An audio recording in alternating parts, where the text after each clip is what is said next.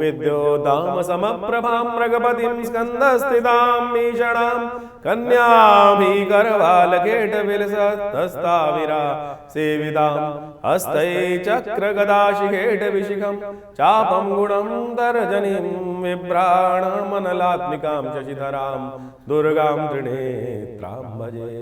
सर्वमंगलमांगल्ये शिवे सर्वार्थसाधिके शरण्ये त्र्यंबके गौरी नारायणी नमोस्तुते। सूर्य रात को करीब करीब 9:56 पर परिवर्तन करने का योग बनाएंगे। पुण्य तो अगले साल अगले दिन रहेगा, लेकिन जो विशेष तौर पर वृषभ राशि वालों को समझ लेना चाहिए, सूर्य का परिवर्तन उनके लिए बहुत महत्वपूर्ण योग बना रहा है। ऐसे में ये योग खास तौर पर ऐसा बन रहा है कि जो उनके कई सारे कार्यों में सफलता का योग बना सकता है। पिता पुत्र दोनों एक ही योग राशि में चल रहे हैं, और ये पिता पुत्र का राशि का योग जो दशम भाव में बैठकर बनने जा रहा है, ये आपके लिए कई मामलों में साफ बढ़िया हो सकता है। बस आपको एक ही बात का ध्यान रखना है कि पिता का सम्मान, अपने कीर्ति का ध्यान रखने का प्रयास कीजिए। कोई अपमानित करने का आपको प्रयास कर सकता है, लेकिन यदि आपने किसी बड़े व्यक्ति का आपके द्वारा सम्मान नहीं हुआ तो वहाँ ये नुकसानदायक योग बन सकता है। आपको सबसे पहले ये ध्यान रखना है कि अपने पिता इत्यादि का, उनका सम्मान पूरी तरह से करने का प्रयास करें, और इस बात का यदि ध्यान रख के करेंगे तो बहुत बढ़िया काम होगा। एक काम छोटा सा कर लीजिए, किसी भी तीर्थ जल से स्नान करने का प्रयास करें। नित्यपति भगवान सूर्य को तीर्थ जल से अर्घ देने का प्रयास करें। घर में गंगा जल तो हो गई, ये उपाय नोट कर लीजिए, आपके लिए सबसे श्रेष्ठ उपाय है। और ये उपाय करने से सूर्य और जो बुध को भी अस्त कर दिया, सूर्य ने शनि को अस्त करने जा रहे हैं, उससे आप बहुत बढ़िया तरह से इस सूर्य के नेगेटिव प्रभाव को ठीक कर सकते हैं। क्योंकि सूर्य के साथ एक बड़ा विचित्र योग बनता है कि जिस भी ग्रह के साथ बैठते हैं उसको अस्त कर देते हैं, और यहाँ बुध और शनि के साथ योग जो बन रहा है, शनि महाराज अंतिम में परिवर्तन की तरफ जा रहे थे, लेकिन सूर्य के कारण से उनका प्रभाव भी थोड़ा कम हो जाएगा, और जहाँ पिता पुत्र का लाभ मिलना था वहाँ कहीं ना कहीं सूर्य के वेग के कारण से वहाँ कुछ। तो एक काम कर लें, गंगा जल थोड़ा सा जल में मिलाकर उसके द्वारा नित्यपति भगवान सूर्य को अर्घ दिया करें। ये बड़ा श्रेष्ठ तब उपाय है और आपके लिए लाभ देने के सुंदर रास्ते बनाएगा। ये पूरा महीना 30 दिन का जो समय है सूर्य परिवर्तन करने की तरफ जाएंगे, तब तक इसका लाभ लेने के लिए, क्योंकि शनि महाराज फिर 30 साल बाद यहाँ योग बनाएंगे, तब तक इस उपाय को अवश्य कीजिएगा। ये आपके लिए बड़ा श्रेष्ठ रहेगा, कल्याणकारी योग बनाने की स्थिति आपके लिए उत्पन्न कर सकता है।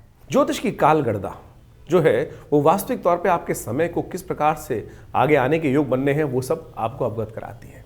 और इस क्षेत्र के अंदर जीवन में हम समय परिवर्तन की तरफ जाता है, और हम आपके समक्ष समय समय पर आपके ग्रहों के परिवर्तन को देखते हुए, आपकी कुंडलियों को देखते हुए, आपकी राशियों को देखते हुए सारी विवेचना यहाँ उपस्थित करने का प्रयास करते हैं। बहुत सारे लोग अपने प्रश्नों को व्हाट्सएप के माध्यम से भेजते रहते हैं, और कई तो बहुत सारे लिखते भी हैं लोग। देखिए, ज्योतिष जो है ना, उसमें व्यक्ति जो है हर जीवन में परिवर्तन का, अब जन्मपत्री पर पूरी रूप से संवाद के बाद यहाँ पर इस चैनल के माध्यम से कुछ विवेचना उपस्थित करना तो बड़ा मुश्किल कार्य है। राशियों के हिसाब से एक गोचर का दृष्टिकोण, जो वास्तविक तौर पे जन्मपत्री जो है 12 खाकी की ही है, और जो 12 खाके हैं उनमें 12 राशियाँ पड़ी हैं। उन राशियों के हिसाब से यदि प्रत्यक्ष रूप से समझें तो इसका भी एक बहुत बड़ा प्रत्यक्ष प्रमाण है, औचित्य है, अनौचित्य नहीं है। ऐसा नहीं है कि उसका औचित्य है ही नहीं, प्रैक्टिकलिटी है ही नहीं। बिल्कुल राशियों के अनुसार से बिल्कुल प्रत्यक्ष बहुत सारे चीज़ों को समझा जा सकता है। आपकी जन्मपत्री मूल रूप से है, बहुत कुछ है, लेकिन उसके बाद भी गोचर का प्रभाव जो राशियों के अनुसार से समझा गया है, बताया जाता है, वो बिल्कुल सबसाइड नहीं किया जा सकता है। उसको बिल्कुल प्रत्यक्ष रूप से प्रमाणित रूप से ही उपस्थित किया जाता है। हम प्रयास करते हैं इन समस्त बातों को आपके समक्ष अपने इस संवाद के माध्यम से रखें। समय समय पर परिवर्तन जो होता है उसका प्रभाव हर व्यक्ति पर पड़ता है, लेकिन देखिए मूल जन्मपत्री भी बहुत कुछ है, उसके अंदर विंशोत्तरी दशाएं, आपके ग्रहों की इंटरनल स्थिति क्या है, किस प्रकार से है, ग्रहों का योगा योग किस प्रकार से है। अब किसी की व्यक्ति की कुंडली में दरिद्र योग पड़ा हुआ है, कष्ट वाले योग पड़े हुए हैं, जो उनकी दशाएं उस प्रकार चल रही हैं, तो गोचर में यदि शुभ ग्रह आ भी गया तो उसको उसका प्रभाव मालूम ही नहीं चलेगा। और लोग ज्योतिष में जो राशियों के अनुसार से जो बताया जा रहा है उस पर प्रश्न चिन्ह लगा देते हैं। प्रश्न चिन्ह लगाना तो कहीं भी बड़ा आसान काम है। प्रश्न चिन्ह तो लोग भगवान पे भी लगा सकते हैं। प्रश्न चिन्ह तो किसी भी बड़े से बड़े कार्य करने वाले पे लगाए जा सकते हैं। तो हमारा आपके समक्ष एक सीधी सीधा वार्तालाप में यही बात कर रहे हैं कि ज्योतिष को प्रत्यक्ष रूप से समझने का प्रयास करें, और जितना सूक्ष्म जाएंगे, जितना ज़्यादा गहन अध्ययन के साथ उसमें डूबेंगे, तो प्रत्यक्ष हर चीज़ सामने सही सही रूप में आपकी समझ में आनी शुरू हो जाएगी। यहाँ लिमिटेशंस हैं जन्मपत्री के माध्यम से जो हम गोचर के दृष्टिकोण से, आपकी राशि के दृष्टिकोण से बताते हैं, तो उसमें एक बाह्य खाका ही खींचा जा सकता है और हम पूरी तरह से निष्ठा के साथ ये सब चीज़ें बताने का प्रयास करते हैं। जहाँ तक उपाय की रही बात, अब हर रोज़ भारतीय संस्कृति में कुछ नया मुहूर्त है, नए उत्सव हैं और पुराणों में उसके महत्व को बहुत सुंदर तरीके से दर्शाया गया है, तो उन उपायों को आप समय समय पर समझ सकते हैं। लेकिन आज उपायों के नाम पर बहुत सारे लोग क्या है केवल पैसे खर्च कराने के काम पे ही लग जाते हैं। बहुत सारे कुछ बड़े बड़े अनुष्ठानों में चले जाते हैं, कुछ हज़ारों रुपये खर्च करने की बात की जाती है, कोई नग धारण करने की तरफ चले जाते हैं। तो हम इन बात को समझें कि वो भी गलत नहीं है। अनुष्ठान बिल्कुल, पूजा मंत्र का जप बिल्कुल प्रत्यक्ष है, साथ साथ बिल्कुल प्रत्यक्ष कार्य करता है, असंभव का को संभव करके दिखा सकता है। नग भी इस प्रकार से असंभव को संभव करके दिखा सकते हैं, लेकिन वो वास्तविक तौर पे सही तो हो क्या? प्रकृति के अनुसार से इतनी बड़ी बड़ी माइंस हैं, उनमें पन्ना निकलता है, हीरा निकलता है, कितनी खोदने पर कुछ ही रत्न प्राप्त होते हैं। ऐसा नहीं है कि कोयले की तरह पूरा का पूरा ट्रक भर के उन रत्नों को निकाल लिया जा रहा है और वो पूरे पूरे। तो आज इस पर प्रश्न चिन्ह है, इसीलिए हम ज़्यादातर अपने कार्यक्रम के माध्यम से नगों पर प्रश्न इसलिए उपस्थित कर देते हैं कि भाई क्या वो असली मिल रहे हैं, और जो चीज़ें सीधे तरह से कर्म के द्वारा, आपके अनुष्ठान के द्वारा परमात्मा का स्मरण कर कर बहुत सीधे सीधे शास्त्र में जो चीज़ें वर्णित हैं उनके अनुसार से आप समझने का प्रयास करेंगे तो अच्छे से अपने मति भ्रम को दूर कर सकते हैं। और बाकी रही जिनकी विवेचना करने की बात है, जिनको प्रश्न चिन्ह लगाना है, वो लगाते रहेंगे, उनको कोई रोक नहीं सकता है।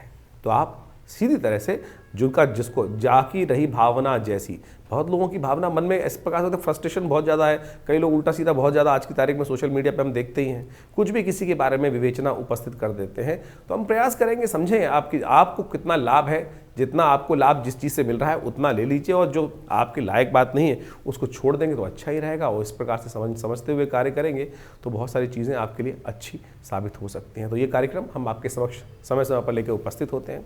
बहुत सारे लोग कई बार व्हाट्सएप पे या चैनल के माध्यम से ये भी लिख देते हैं कि आप आश्रम में बहुत ज़्यादा गतिविधि जो होती हैं उनके बारे में पब्लिसिटी करते हैं। अरे होती हैं तो बताते हैं मेरे भाई। आश्रम में हम जो व्यवस्थाएं करते हैं किसी से कोई पैसे नहीं लेते हैं।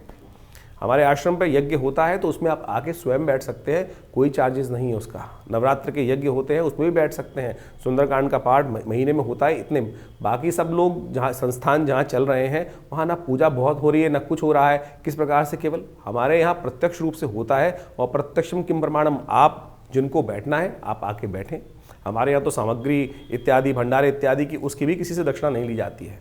तो मेरा इसमें आप सब लोगों से अनुनय विनय के साथ है कि हमारा ये संस्थान लगातार कई वर्षों से, 70 वर्षों से 60 वर्षों से कार्य कर रहा है और परमात्मा भजन में लगा हुआ है, सत्य को सामने लाने के लिए लगा हुआ है। तो इसलिए आप पवित्र हृदय के साथ हमारे इस कार्यक्रम के साथ जुड़े हैं तो उसके साथ जुड़े रहेंगे तो अच्छा ही होगा। परमात्मा का स्मरण होगा, भगवान का नाम जप होगा, और बाकी संस्थान तो बहुत सारे कार्य कर ही रहा है। हमारा विवेकानंद योगाश्रम पिछले करीब 60-70 सालों से लगातार लोग सेवा, हॉस्पिटल, जन सेवा, भंडारे, हज़ारों भंडारे हम साल में करते ही हैं। तो आप भी उनके साथ जुड़ेंगे तो लाभ होगा। धन्यवाद, नमस्कार।